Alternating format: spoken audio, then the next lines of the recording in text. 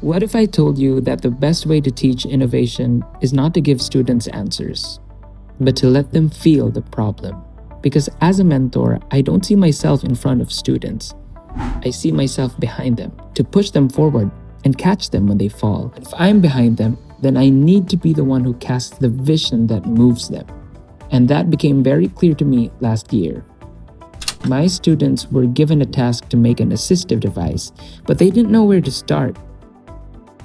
I could have given them answers, but instead, I gave them something else. A different perspective. I told them, what would your life look like if you had a functional limitation? What if you couldn't say what you wanted to say? And in that moment, something shifted. Because I wasn't just teaching anymore. I was building empathy. I've actually learned this, that when students feel deeply, they think differently. And I've realized that is actually how my students learn best. When my students are stuck, I don't solve the problem for them. Instead, I give them questions that lead them to insight and ownership. Because learning happens when they wrestle with a problem. My role is not to remove the struggle, but to give them the tools to overcome it. But it's not always that simple. One of my biggest challenges is when my students are uninspired. Because when that happens, deadlines get pushed, efforts drop, and giving up becomes an option.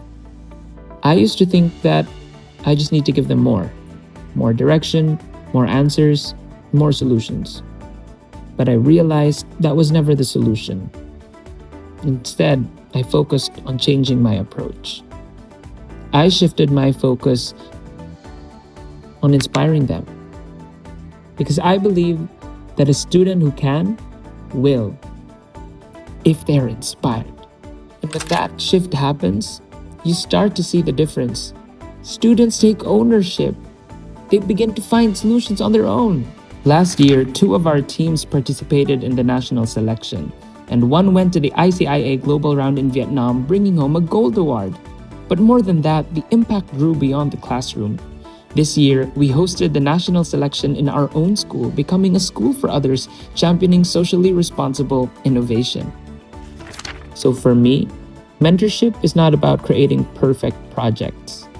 It's about forming students who see problems, who feel deeply, and choose to act upon it. And if I can stand behind my students as they move forward to change the world, then I know I've done my role well.